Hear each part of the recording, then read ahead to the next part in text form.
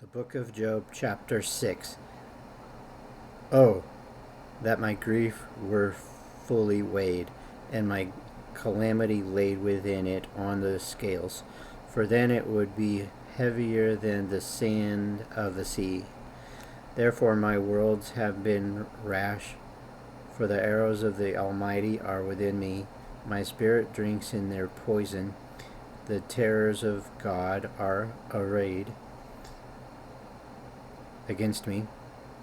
Does the wild donkey bray when it has grass? Or does the ox low over its fodder? Can flavorless food be eaten without salt?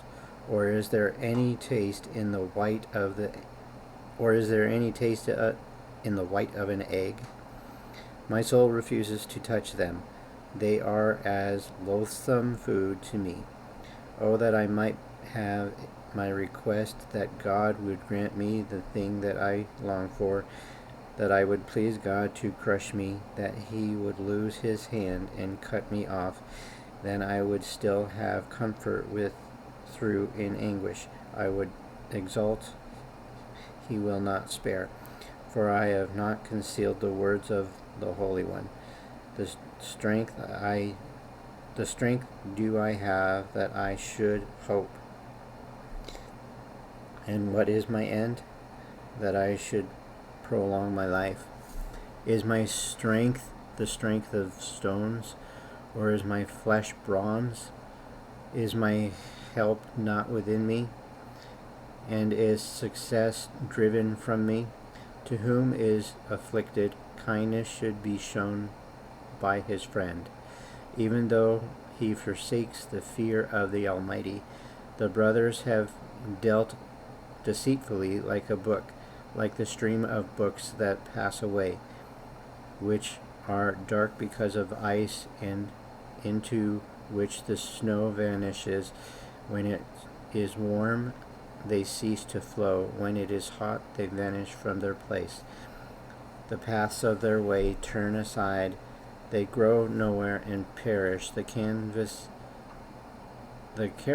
of Tema look, the travelers of Sheba hope for them. They are disappointed because they were confident.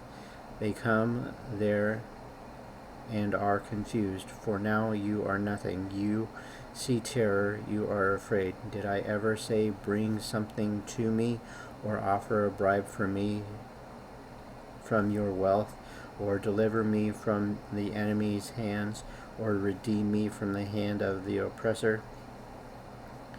Teach me, and I will hold my tongue. Cause me to understand wherein I have erred. How forceful are right words! But what does your arguing prove? Do you intend to rebuke my words and the speeches of a desperate one, which are as wind? Yes, you overwhelm the yes, you overwhelm the fatherless, and you undermine your friend. Now therefore be pleased to look at me, for I would never lie to your face. Yield now, let there be no injustice, yet concede my righteousness still stands. Is there injustice on my tongue? Cannot my taste discern the unsavory? The Book of Job, chapter 7. Is there not a time of hard service for man on earth? Are not his days also like the days of hired man? Like a servant who earnestly desires the shade, and like a hired man who eagerly looks for his wages? So I have allotted months of fertility, and wearisome nights have been appointed to me. While I lie down, I say, when shall I arise, and the night be ended? For I have had my fill of tossing till the dawn. My flesh is caked with worms and dust. My skin is cracked and breaks out afresh. My days are swifter than a weaver's shuttle, and are spent without hope. Oh, remember that my life is a breath. My eye will never see good. The eye of him who sees me will see me no more. While your eyes are open to me, I shall no longer be. As a cloud disappears and vanishes away, so he who goes down to the grave does not come up. He shall never return to his house, nor shall his place know him any more.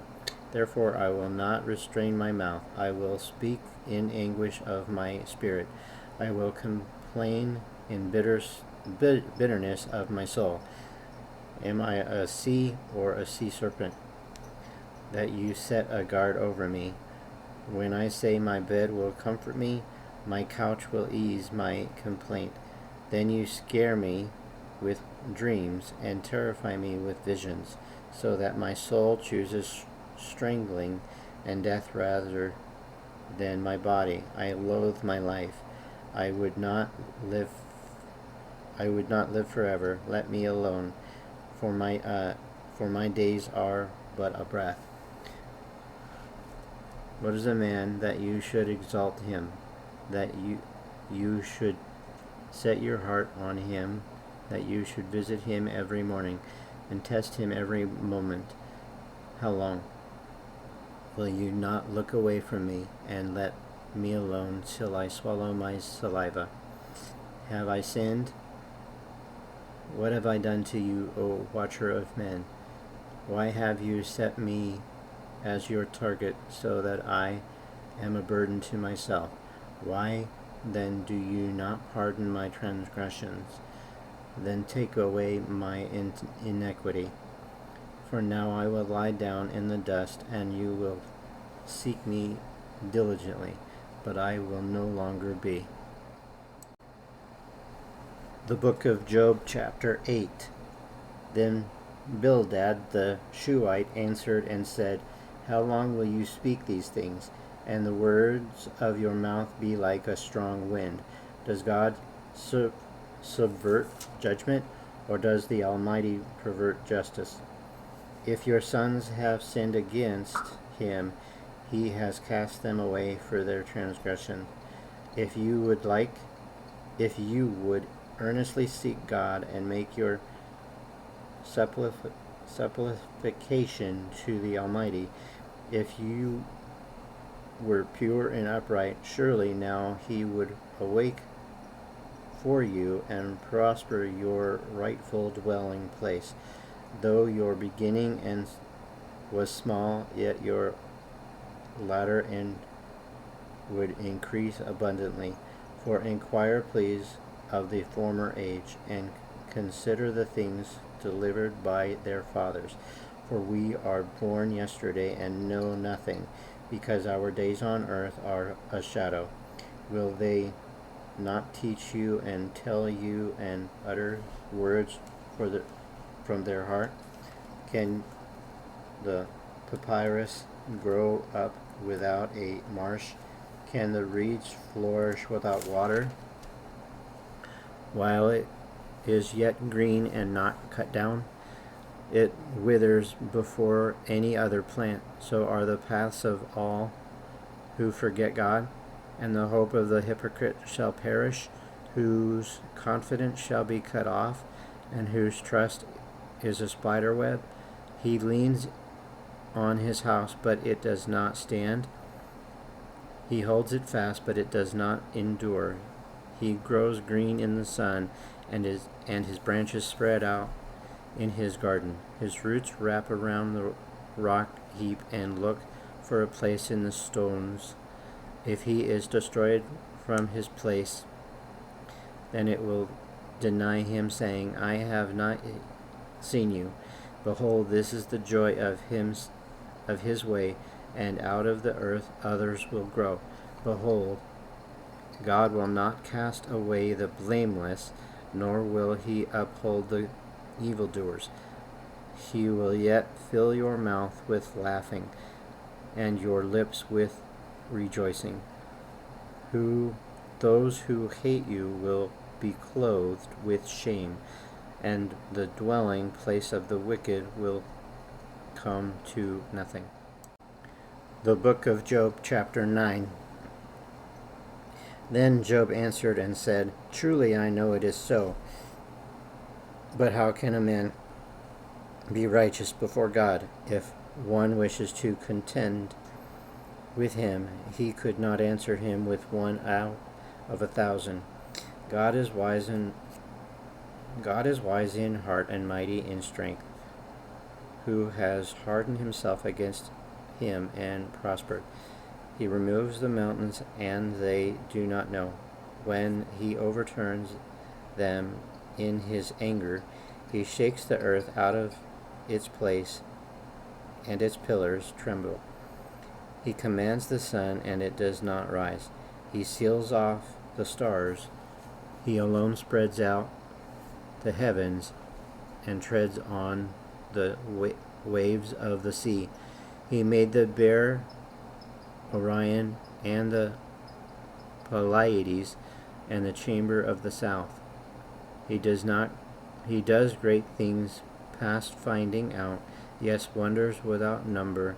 If he goes by me, I do not see him. If he moves past, I do not perceive him. If he takes away, who can hinder him? You can say to him, What are you doing? God will withdraw his anger. The allies of the proud lie prostrate beneath him. How then can I answer him, and choose my words to reason with him? For though I were righteous, I could not answer him. I would beg mercy of my judge. If I called and he answered me, I would not believe that he was listening to my voice, for he crushes me with a tempest and multiplies my wounds without cause. He will not allow me to catch my breath, but fills me with the bitterness. If it is a matter of strength, indeed he is strong, and if it is justice, who will appoint my day in court? Though I were righteous, my own mouth would condemn me. Though I were blameless, it would prove me perverse. I am blameless, yet I do not know myself. I despise my life. It is all one thing. Therefore I say, he destroys the blameless and the wicked. If the scourge slays suddenly, he laughs at the plight of the innocent. The earth is given into the hands of the wicked. He covers the faces of the judges. He covers the faces of its judges. If it is not he, who else could it be? Now my days are swifter than a runner. They flee away, they see no good. They pass by like swift ships, like an eagle swooping on its prey. If I say I will forget my complaint, I will put off my sad face and wear a smile. I am afraid of all of my sufferings. I know that you will not hold me innocent if I am condemned. Why then do I labor in vain? If I wash myself with snow water and cleanse my hands with soap, yet you will plunge me into the pit, and my own clothes will abhor me. For he is not a man as I am, that I may answer him, and that we should go to court together. Nor is there any mediator between us who may lay his hand on us both. Let him take his rod away from me, and do not let dread of him terrify me. Then I would speak and not fear him, but it is not so with me.